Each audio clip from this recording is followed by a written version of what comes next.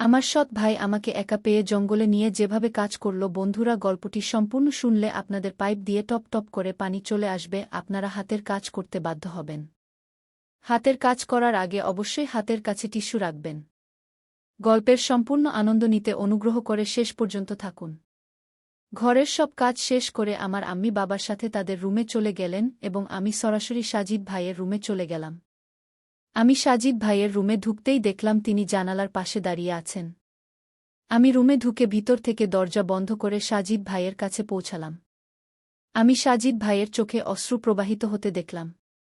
তখন ভাইজান আমার চোখের দিকে তাকিয়ে বললেন, শরীউ। সম্ভবত তিনি ভিতরে ভিতরে খুব খারাপ অনুভব করছিলেন। তিনি যেন এমন অনুভূতির মধ্য দিয়ে না যান, তাই আমি এগিয়ে গিয়ে সাজিদ ভাইকে জড়িয়ে ধরি এবং ধীরে তার কানে বললাম, ভাইজান, এই বয়সে এমন ভুল প্রায় হয়ে যায়। কিছু যায় আসে না।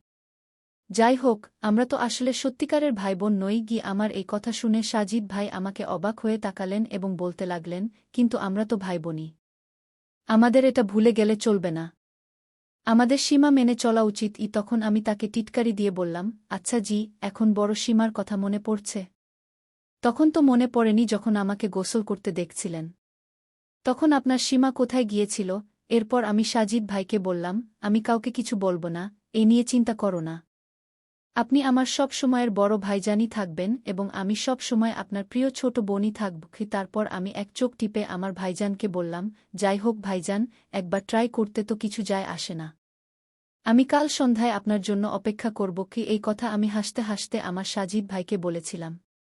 এতটা বলে আমি তার রুম থেকে বেরিয়ে এলাম। হ্যালো বন্ধুরা, স্বাগতম আপনাদের সবাইকে আমাদের আরও একটি রোমাঞ্চকর গল্পে। আশা করি আপনাদের এই গল্পটি খুব পছন্দ হবে। বন্ধুরা, আমার নাম রুবিয়া এবং আমার বয়স ১৯ বছর। আমি কেমিস্ট্রির খুব ভালো একটি ছাত্রী এবং কেমিস্ট্রি আমার সবচেয়ে প্রিয় সাবজেক্ট। আমার সাজিদ ভাইয়ের বয়স ২১ বছর এবং তিনিও আমার সাথে একই কলেজে পড়েন। আমি ফার্স্ট ইয়ারে পড়ছি। আমরা দুই ভাইবোন একই ইউনিভার্সিটিতে পড়ি। আমাদের ক্লাস সকাল ৯টায় শুরু হয়।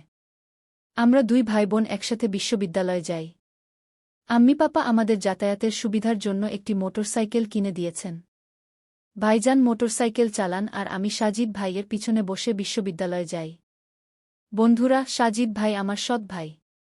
আমার নিজের পাপার মৃত্যুর পর আমার আম্মি সাজিদ ভাইয়ের পাপাকে বিয়ে করেছিলেন, তাই সে আমার সৎ ভাই।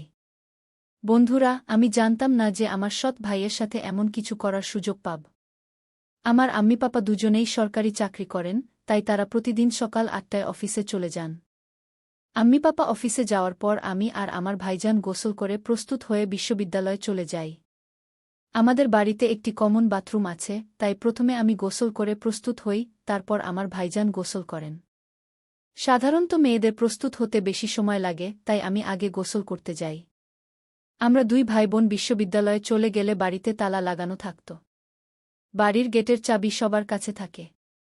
আমি আর আমার ভাইজান ক্লাস শেষ করে সন্ধ্যার দিকে ৫টার কাছাকাছি বাড়ি ফিরি। সন্ধ্যায় আম্মি পাপাও বাড়ি চলে আসেন। এভাবেই আমি প্রতিদিন একটি নির্দিষ্ট রুটিন অনুসরণ করতাম। কিন্তু একটি ঘটনা আমার জীবন সম্পূর্ণ বদলে দিল। এটা দুর্ঘটনাবশ ছিল নাকি ইচ্ছাকৃত তা বলা মুশকিল। প্রতিদিনের মতোই আম্মি পাপা, ভাইজান আর আমি একসাথে নাস্তা করলাম। আমার পাপা আর আম্মি প্রস্তুত হয়ে অফিসে চলে গেলেন। কিছুক্ষণ পর আমি গোসল করতে বাথরুমে ঢুকলাম আর দরজা বন্ধ করলাম। সেই দিন আমি বাথরুমের দরজা বন্ধ ছিল।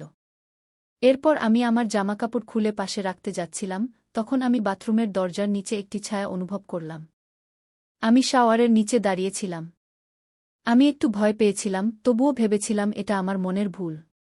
কিন্তু মুখে সাবান লাগানোর সময় আমি দেখলাম বাথরুমের দরজার নিচে একটি ছায়া ঘুরছে। আমার মনে হতে লাগল কেউ দরজা দিয়ে আমাকে গোসল করতে দেখছে। কিন্তু সেই সময় বাড়িতে আমি আর সাজিদ ভাইজান ছাড়া কেউ ছিল না। তাহলে কি সাজিদ ভাইজান আমাকে গোসল করতে দেখছিলেন? হয়তো আলোর কারণে কোনো ছায়া দেখা যাচ্ছিল, তাই আমি এই খারাপ চিন্তা মাথা থেকে ঝেড়ে ফেললাম। শাওয়ার চালু করে গোসল সেরে বেরিয়ে এলাম আর জামাকাপড় পরলাম। যখন আমি দোপাট্টা উঠালাম, আমি দরজার নিচে ছায়াটিকে যেতে দেখলাম। তখন আমার সন্দেহ আরও গভীর হল। আমি গোসল সেরে আমার রুমে চলে এলাম আর প্রস্তুত হতে লাগলাম। এর কিছুক্ষণ পর সাজিদ ভাইজান প্রস্তুত হয়ে আমাকে বিশ্ববিদ্যালয়ে নিয়ে যেতে ডাকলেন। আমি আর আমার ভাইজান বাড়ির দরজা বন্ধ করে বিশ্ববিদ্যালয়ের উদ্দেশ্যে রওনা হলাম। সাধারণত প্রতিদিন আমি মোটরসাইকেলে ভাইজানের পিছনে বসি আর আমার ব্যাগ তার আর আমার মাঝখানে রাখি। কিন্তু সেই দিন আমি আমার ব্যাগ আমার পিছনে রেখেছিলাম। হয়তো আমি সেই দিন এক অন্য জগতে হারিয়ে গিয়েছিলাম।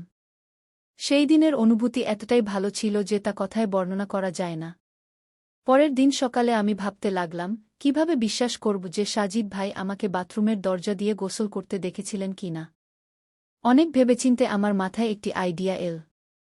আম্মি পাপা অফিসে যাওয়ার পর আমি আমার মোবাইলের ক্যামেরায় ভিডিও রেকর্ডিং চালু করে বাথরুমের বাইরে এমন জায়গা রেখে দিলাম যেখানে কেউ যদি দরজা দিয়ে আমাকে গোসল করতে দেখে তাহলে তার রেকর্ডিং হয়ে যাবে। ক্যামেরা রেখে আমি বাথরুমে গেলাম আর দরজা ভেতর থেকে বন্ধ করলাম। দরজার দিকে তাকাতেই আমি আবার একটি ছায়া দেখতে পেলাম। ছায়া দেখেই আমি বুঝে গেলাম যে কেউ হোক না কেন সে ক্যামেরায় ধরা পড়েছে। এভাবেই আমি গোসল করলাম। গোসল শেষে আমি বাথরুম থেকে বেরিয়ে এসে মোবাইল ফোন নিয়ে আমার রুমে চলে গেলাম। ভিডিওটি শুরু করে দেখলাম আমি বাথরুমে ঢোকার পর দরজা বন্ধ করেছি, আর কিছুক্ষণ পর আমি যা দেখলাম তাতে আমার বিশ্বাস হচ্ছিল না। আমি ভাবছিলাম এ কিভাবে সম্ভব। এরপর আমি আর সাজিদ ভাই বিশ্ববিদ্যালয়ের উদ্দেশ্যে রওনা হলাম।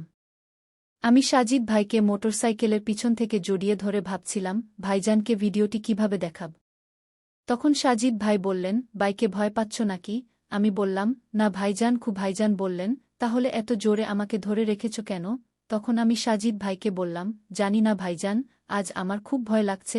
দুপুরে আমি বাড়ি ফিরলাম। সারাদিন আমার মাথা এদিক ওদিক ঘুরছিল। আমি এখন একদম আমি বুঝতে পারছিলাম না কিভাবে আমি সাজিদ ভাইকে এই ভিডিওটি দেখাব। রাত প্রায় 10টার দিকে আমি বিছানায় শুয়ে এপাশপাশ করছিলাম, আমার একদম ঘুম আসছিল না।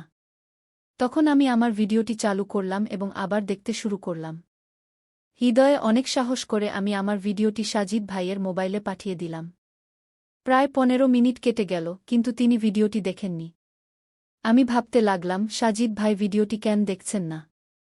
আমি বারবার দেখতে লাগলাম, প্রায় 1 ঘন্টা কেটে গেল, কিন্তু সাজিদ ভাই এখনও ভিডিওটি দেখেননি।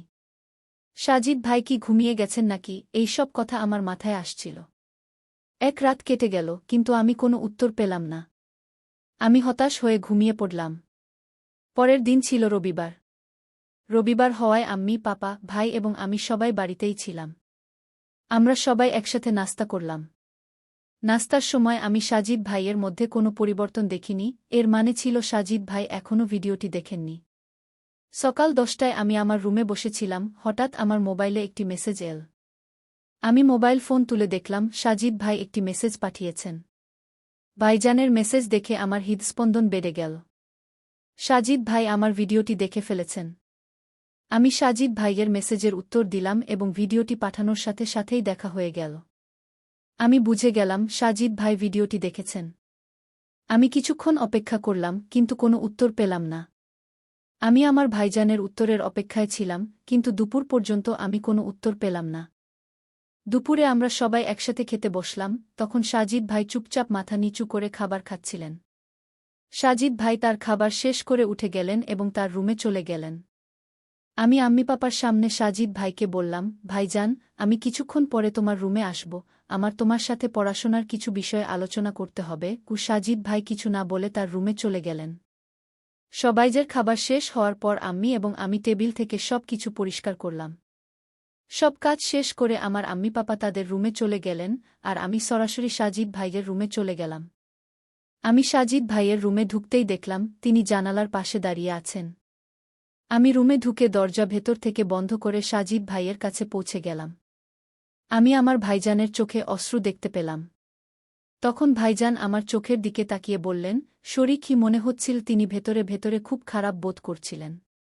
তিনি যেন এই ধরনের অনুভূতির মধ্য দিয়ে না যান, তাই আমি এগিয়ে গিয়ে তাকে জড়িয়ে ধরলাম এবং ধীরে ধীরে তার কানে বললাম, ভাইজান, এই বয়সে এই ধরনের ভুল প্রায় হয়ে থাকে। কোনো ব্যাপার না, আমরা তো আর সত্যিকারের ভাইবোন নই গি।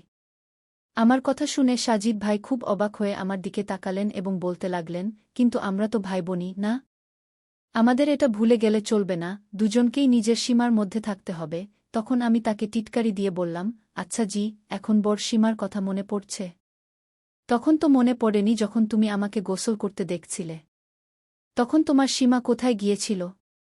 তারপর আমি বললাম, সাজিদ ভাই, তুমি এ নিয়ে চিন্তা করো না, আমি কাউকে কিছু বলবো না। তুমি সবসময় আমার বড় ভাইজানই থাকবে, আর আমি সবসময় তোমার প্রিয় ছোট বোন থাকব। তারপর আমি এক চোখ টিপে সাজিদ ভাইকে বললাম, ভাইজান, যাই হোক, একবার ট্রাই করতে তো কিছু যায় আসে না। কাল সন্ধ্যায় তোমার জন্য অপেক্ষা করব। এই কথা আমি হাসি মুখে ভাইজানকে বলেছিলাম। এতটা বলে আমি তার রুম থেকে বেরিয়ে এলাম, আর তিনি আমাকে খুব অবাক হয়ে তাকিয়ে থাকলেন। সন্ধ্যায় আমরা সবাই মিলে খাবার খাচ্ছিলাম, তখন আম্মি পাপার সামনে সাজিদ ভাই বললেন, ইউনিভার্সিটিতে কোনো ধরনের খেলার আয়োজন হচ্ছে, তাই আমি কাল ইউনিভার্সিটি যাব না। তখন আমার আম্মি বললেন, তাহলে রুবিয়াকেও যাওয়ার দরকার নেই। পাপা বললেন, সাজিদ, তোমার কি কোনো খেলায় আগ্রহ নেই? সাজিদ ভাইজান বললেন, পাপা, আমার ব্যাডমিন্টনে আগ্রহ আছে, কিন্তু সেখানে ব্যাডমিন্টনের আয়োজন হচ্ছে না। এখানে কিছু খেলোয়াড় আছে যারা ছোট ছোট স্কুল থেকে এসে ইউনিভার্সিটিতে তাদের প্র্যাকটিসের জন্য আসছে। পাপা বললেন, তাহলে ঠিক আছে, কাল তোমরা দুজনেই বাড়িতে থাকবে। আমি ভাইজানের দিকে তাকিয়ে হালকা হাসলাম। পরের দিন আম্মি পাপা অফিসে যাওয়ার পর আমি সাজিদ ভাইয়ের রুমে গেলাম এবং তাকে বিছানায় শুয়ে থাকতে দেখলাম। আমি বললাম, সাজিদ ভাই, তুমি আজ ক্লাসে যাওয়ার বদলে সারাদিন বাড়িতে থাকার প্ল্যান করেছ কেন? সারাদিন আমার সাথে এখানে কি করবে? তুমি কি কোনো প্ল্যান বানিয়ে রেখেছ? তখন সাজিদ ভাই বললেন, কাল তুমিই তো বলেছিলে, একবার ট্রাই করতে তো কিছু যায় আসে না। ভুলে গেছ নাকি? তাই আমি ঘরে থাকতে চেয়েছিলাম। তখন আমি হেসে আমার সাজিদ ভাইকে বললাম, ওহ ভাই, তুমি তো বড় স্মার্ট হয়ে গেছ। কাল তো তুমি বড় কুমিরের অশ্রু ফেলছিলে, বড় মর্যাদার কথা বলছিলে।